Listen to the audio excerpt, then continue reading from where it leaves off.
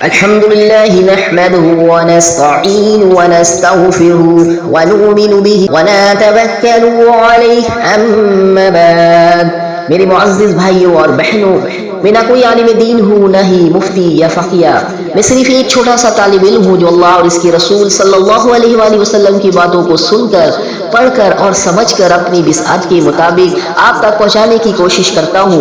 میری آواز کو اللہ نے کچھ اس انداز میں بنایا ہے شاید سننے والے کو ایسا محسوس ہو جیسے کوئی خطیب یا مولانا بیان فرما رہا ہو، لیکن حقیقت میں یہ صرف اللہ کی عطا ہے اور میرا شوق ہے۔ میری گزارش یہ ہے کہ آپ جو کچھ بھی سنیں اسے صرف میری زبان سے نہیں بلکہ قرآن و حدیث کے آئینے میں پرکھیں۔ اگر کوئی بات اچھی لگے تو سمجھے یہ اللہ کا فضل ہے، اور اگر کوئی کمی یا غلطی ہو تو وہ میری کم علمی اور نادانی کی وجہ سے ہے۔ لہٰذا میری ہر بات کو علماء کرام کے اقوال اور قرآن و سنت کی روشنی میں دیکھیں اور پرکھیں۔ میں صرف ایک ذریعہ ہوں، اصل علم اللہ کے کلام اور رسول صلی اللہ علیہ وآلہ وسلم کی سنت میں ہے۔ اللہ تعالی مجھے اور آپ کو اپنی رضا کے مطابق صحیح سمجھ عطا فرمائے، آمین یا رب العالمین۔ الحمد للہ رب العالمین والصلاة والسلام علی سید الانبیاء والمرسلین۔ میرے عزیز بھائیوں اور بہنوں، آج ہم سورۃ الشعراء کی تلاوت اور تشریح کا آغاز کرنے جا رہے ہیں۔ یہ قرآن مجید کی 26ویں سورت ہے، اس میں 227 آیات اور یہ سورت 11 رکوع پر مشتمل ہے۔ یہ سورہ مکی سورہ ہے، یعنی حضور نبی کریم صلی اللہ علیہ وآلہ وسلم پر مکہ مکرمہ کے دور میں نازل ہوئی۔ شان نزول: سورۃ الشعراء اس وقت نازل ہوئی جب مکہ کے کافر لوگ حضور صلی اللہ علیہ وآلہ وسلم کو شاعر اور جادوگر کہہ کر آپ کی رسالت کا انکار کرتے تھے۔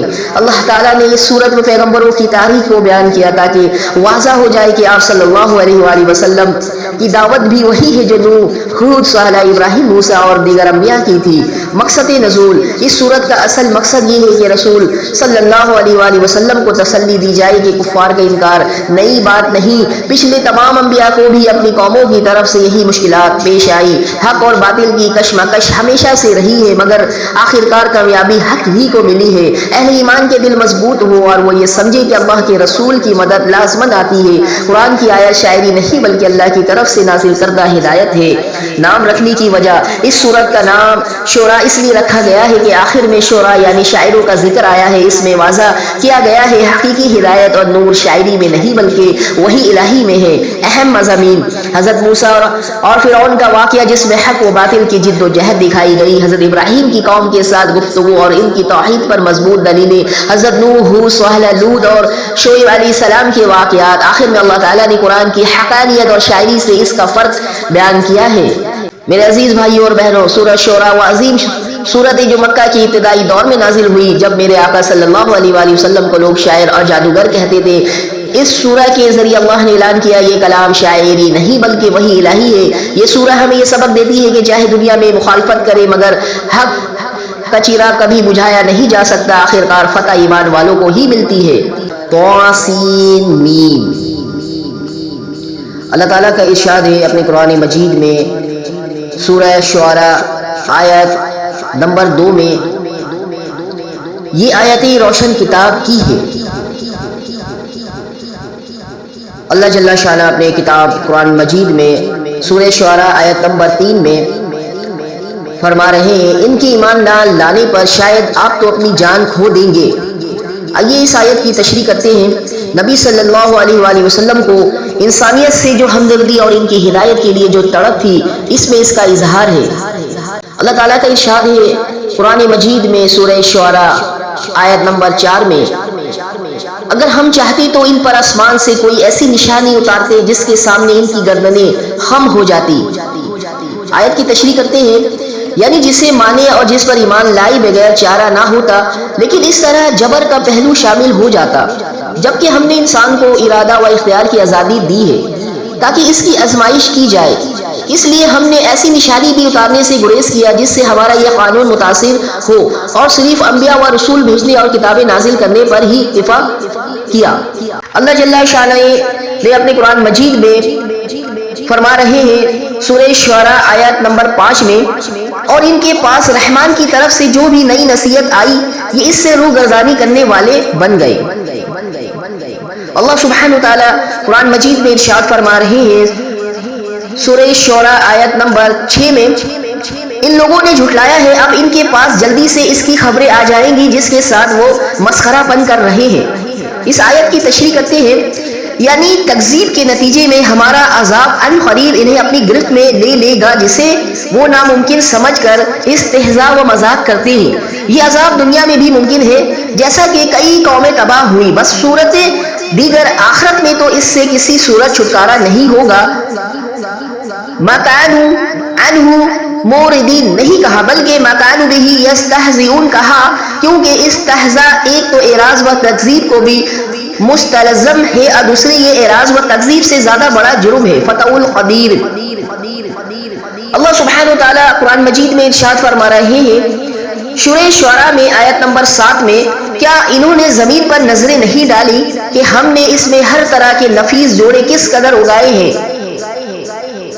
اس آیت کی تشریح کرتے ہیں زوجین کے دوسرے معنی یہاں صنف اور نو کے کیے گئے ہیں، یعنی ہر قسم کی چیزیں ہم نے پیدا کیے جو کریم ہے، یعنی انسان کے لیے بہتر اور فائدے مند ہے، جیسے غلہ جات ہے، پھل میوے ہے اور حیوانات وغیرہ ہیں۔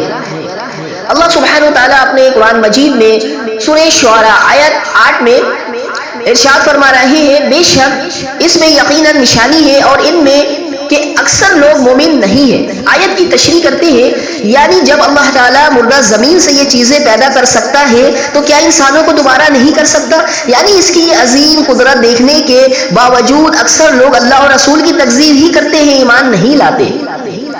اللہ سبحانہ وتعالیٰ ارشاد فرما رہے ہیں سورہ شعراء آیت نمبر 9 میں، اور تیرا رب یقیناً وہی غالب اور مہربان ہے۔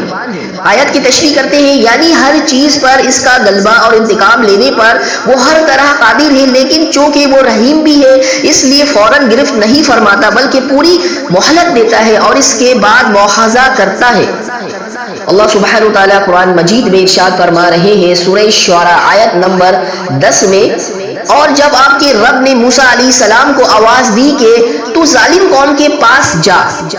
اس آیت کی تشریح کرتے ہیں یہ رب کی اس وقت کی ندا ہے جب حضرت موسیٰ علیہ السلام مدین سے اپنے اہلیہ کے ہمراہ واپس آ رہے تھے، راستے میں انہیں حرارت حاصل کرنے کے لیے آگ کی ضرورت محسوس ہوئی تو آگ کی تلاش میں کوہ طور پہنچ گئے، جہاں ندا غیبی نے ان کا استقبال کیا اور یہ نبوت سے سرفراز کر دیا گیا اور ظالموں کو اللہ کا پیغام پہنچانے کا فریضہ ان کو سونپ دیا گیا۔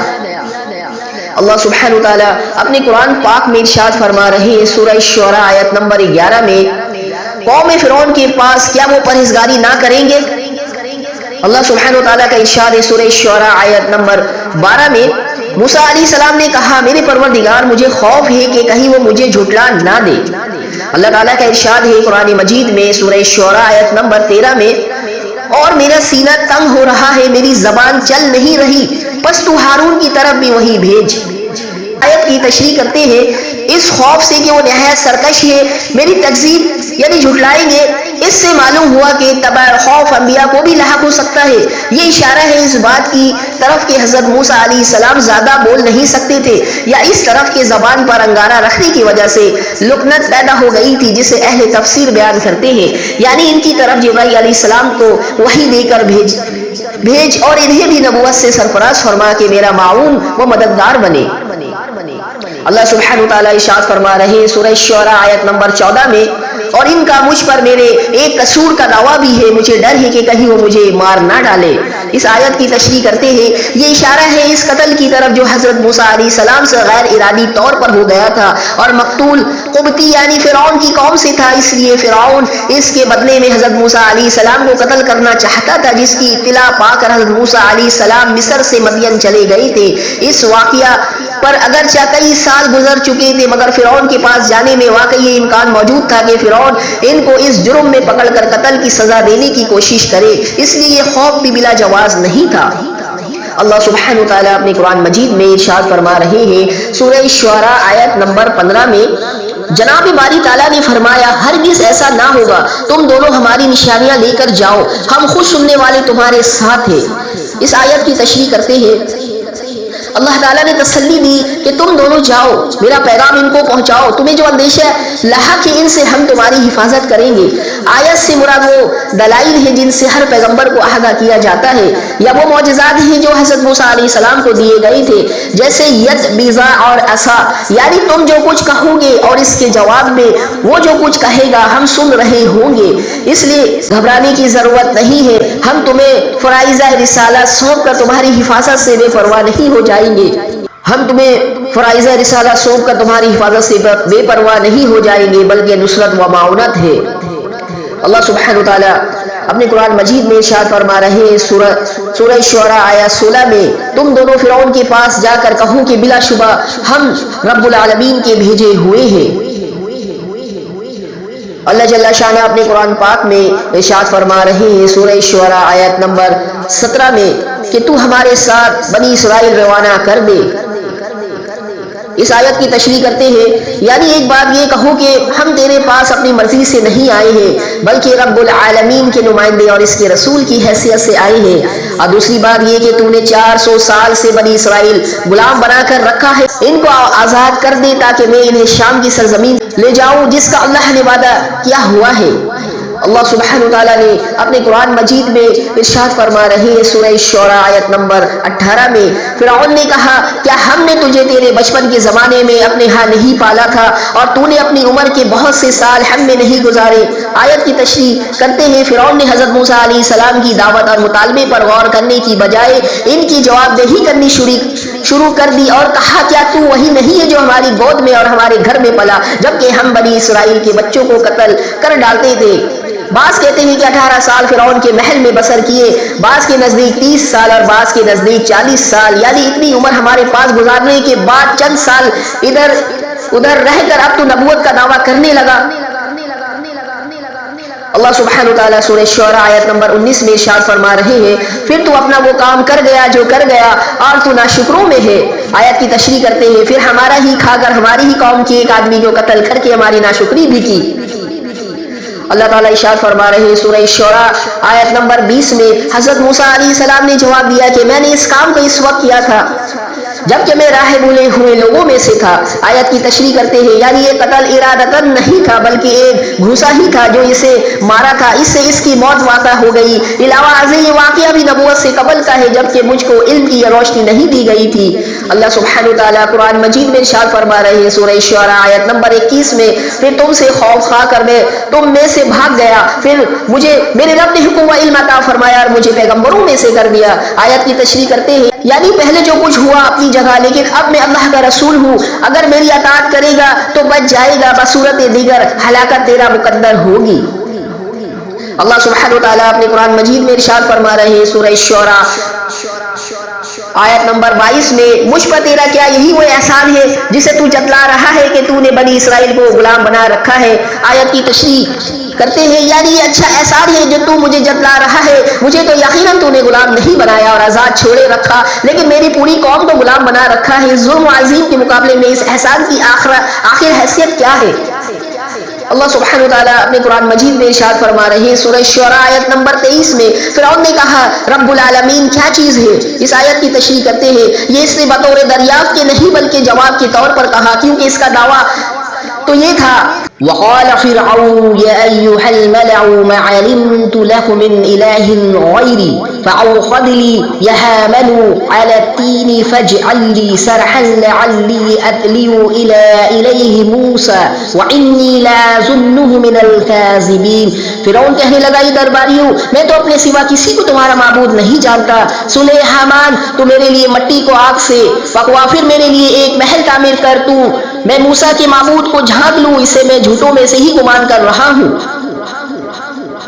اللہ سبحانہ وتعالیٰ نے ارشاد فرمایا اپنے قرآن مجید میں سورہ شعراء آیت نمبر 24 میں حضرت موسیٰ علیہ السلام نے فرمایا وہ آسمان و زمین اور ان کے درمیان کی تمام چیزوں کا رب ہے اگر تم یقین رکھنے والے ہو۔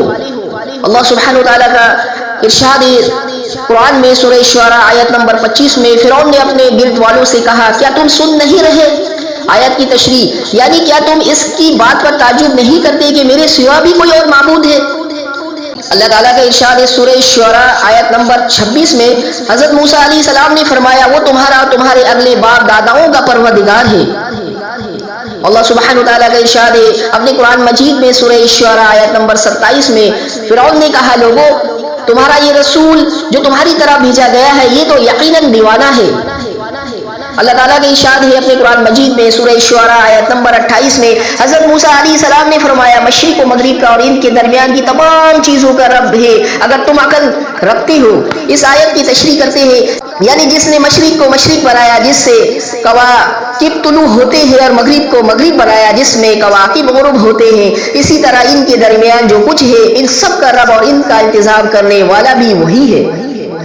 اللہ تعالیٰ کا ارشاد ہے سورہ شعراء میں آیت نمبر 29 میں، فرعون کہنے لگا سن لے اگر تو نے میرے سوا کسی اور کو معبود بنایا تو میں تجھے قیدیوں میں ڈال دوں گا۔ فرعون کہنے لگا سن لے اگر تو نے میرے سوا کسی اور کو معبود بنایا تو میں تجھے قیدیوں میں ڈال دوں گا۔ آیت کی تشریح کرتے ہیں فرعون نے کہا کہ موسیٰ مختلف انداز سے رب العالمین کی ربوبیت کامل کی وضاحت کر رہے ہیں جس کا کوئی معقول جواب اسے نہیں بن پا رہا ہے، تو اس نے دلائل سے صرف نظر انداز کر کے دھمکی دینی شروع کر دی اور موسیٰ علیہ السلام کو قید کرنے سے ڈرایا۔ اللہ سبحانہ وتعالیٰ کا ارشاد ہے قرآن مجید میں سورہ شعراء آیت 30 میں، موسیٰ نے کہا اگرچہ میں تیرے پاس کوئی کھلی چیز لے کر آؤں۔ آیت کی تشریح کرتے ہیں یعنی ایسی چیز یا معجزہ جس سے واضح ہو جائے کہ میں سچا اور واقعی اللہ کا رسول ہوں، تب بھی تو میری صداقت کو تسلیم نہیں کرے گا۔